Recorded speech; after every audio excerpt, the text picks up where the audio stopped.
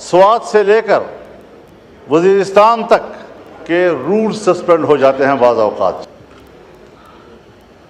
زیادہ تر اس کا تعلق، میں کوئی اقتصادی ماہر ہوں. ہمارے پرائم منسٹر صاحب بھی چائنا گئے، وہاں انہوں نے بڑی محنت کی، لیکن سفارتی حوالے سے اگر حقیقت پہ بات کی جائے، ہمارے پرائم منسٹر کامیاب ہو کر واپس نہیں آئے.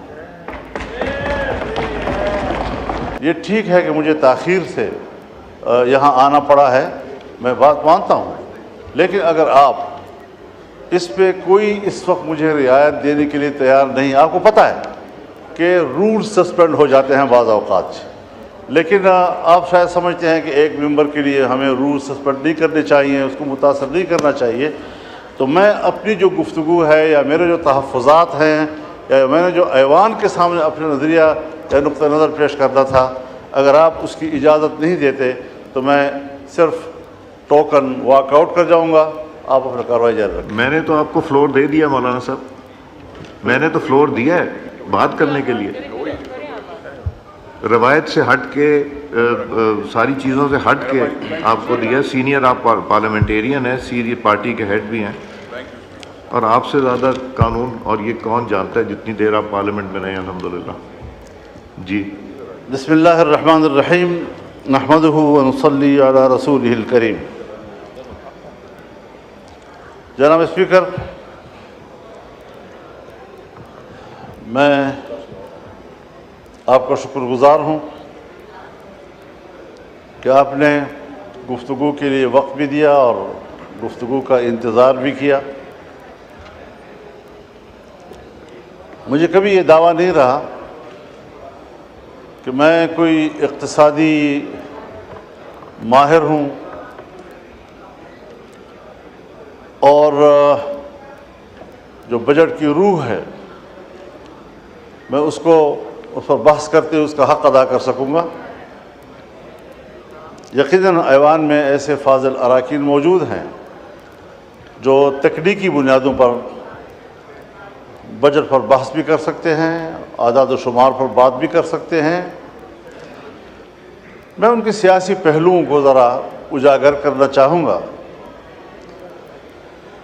کہ 1988 سے میں اس ایوان میں کتنے بجٹ سن چکا ہوں، کتنے بجٹ میرے ہوتے ہوئے پاس ہوئے ہیں، اور ہر بجٹ پیش کرنے والی حکومت اس نے دعویٰ کیا ہے کہ یہ عوام دوست بھی ہے اور ملک کی ترقی کی راہ پر یہ بجٹ گامزن کرے گا ملک کو. اس تمام دعووں کے باوجود آج 75 سال کے بعد معاشی طور پر ملک کہاں کھڑا ہے، اس کو زیر بحث لانے کی بھی ضرورت نہیں ہے. شیشے کی طرح نظر آتا ہے کہ ہم دیوالیہ پن کے کنارے کھڑے ہیں. اور آج جو اس بجٹ میں آپ نے سب سے زیادہ توجہ دی ہے ٹیکس لگانے کے اوپر، تو جناب اسپیکر، عام لوگوں میں جو بات ڈسکس کی جا رہی ہے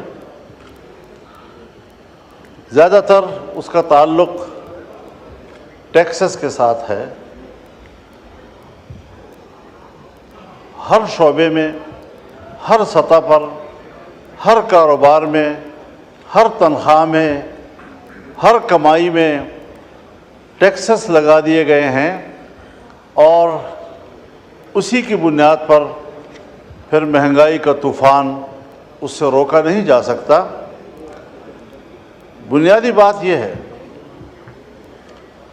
کہ ہم جس چیز کا ڈیمانڈ قوم سے کرتے ہیں کہ آپ ٹیکس دیں تاکہ ملک کا خزانہ مضبوط ہو، ملک کا اقتصاد مضبوط ہو،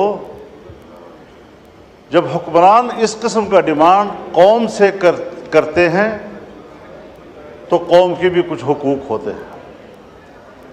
اگر آپ قوم کو وہ حقوق نہیں دے سکتے پھر کیا آپ قوم سے ٹیکس وصول کرنے کا حق بھی رکھتے ہیں؟ اس کے بدلے میں قوم آپ سے دو چیزیں مانگتی ہیں، ایک امن، جان مال اور عزت و آبرو کا تحفظ، اپنے انسانی حقوق کا تحفظ، اور دوسرا معاشی خوشحالی۔ عام آدمی کو یہ اطمینان ہو کہ میرے بچوں کے لیے اگلے ہفتے اور مہینے تک گھر میں خوراک موجود ہے، اس کا انتظام ہو سکتا ہے۔ لیکن کیا ہم نہیں سمجھتے یہ بات کہ ہمارے ملک میں ہر جگہ نہ صحیح لیکن بیشتر علاقوں میں صورتحال فاقوں تک پہنچی ہے، کاروبار ختم ہو چکے ہیں، اور میں تو دیکھتا ہوں ہم نے آپریشنز کیے، لوگوں کو کہا آپ گھر بار چھوڑ دیں،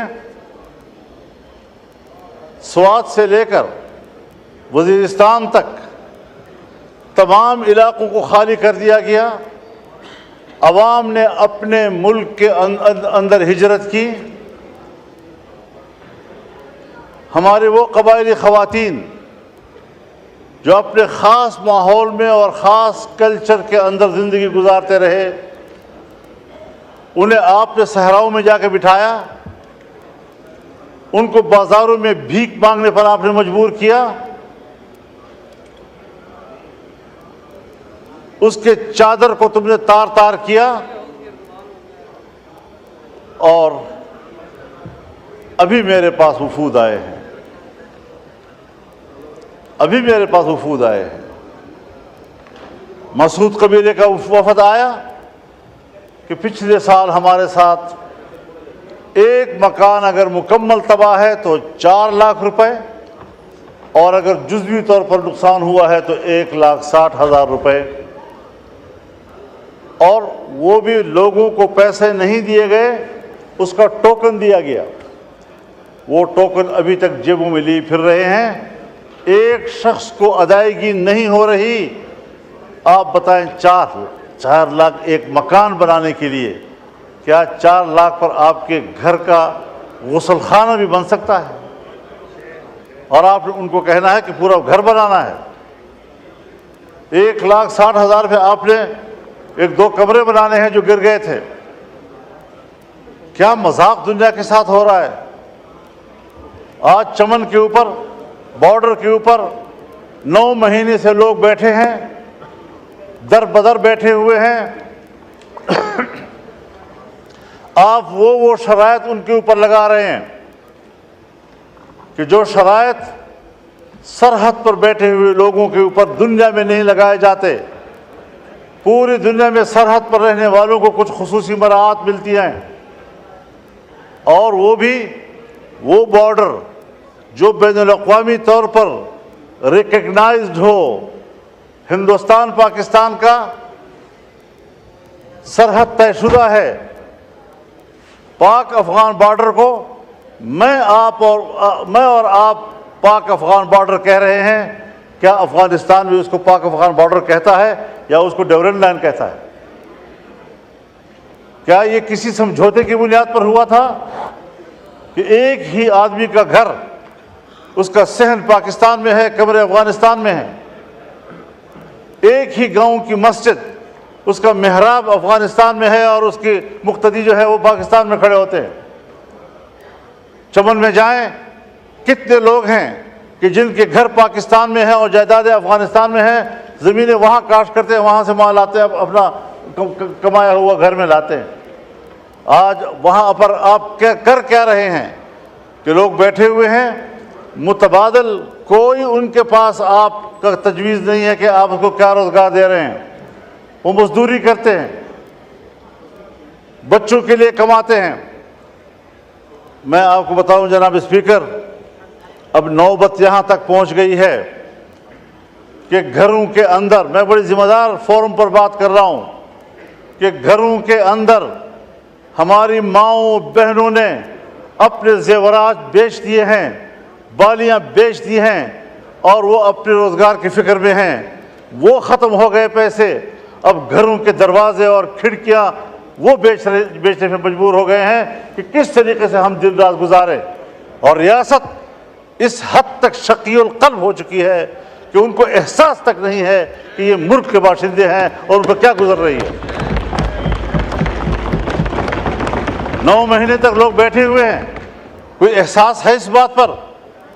میرے پاس انگور اڈے کا وفد آیا، بھرپور وفد آیا، اور کہا صاحب آپ تو آئے ہیں ہمارے گاؤں میں۔ میں نے کہا جی میں آیا ہوں آپ کے گاؤں میں، تو آپ بتائیں وہاں ہماری کیا پوزیشن ہے؟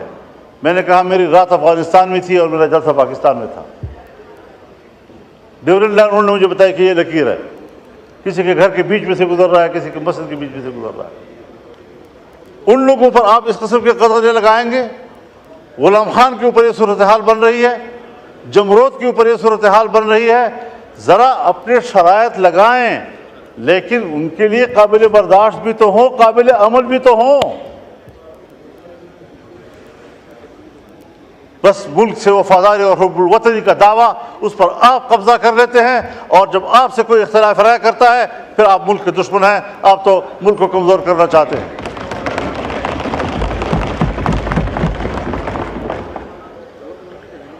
دوسری بات یہ ہے جناب اسپیکر، ہمارے ہاں آپ 1000 ٹیکس لگائیں، میں پارلیمنٹیرین بھی ہوں، 40 سال اس سیاست کی خارزار وادی سے گزر کر آج کھڑا ہوں۔ ان صحراؤں کو میں نے عبور کیا ہے۔ آپ کے ملک کے عوام آپ کو ٹیکس نہیں دیں گے، اس لیے کہ عوام کو آپ پر اعتماد نہیں ہے۔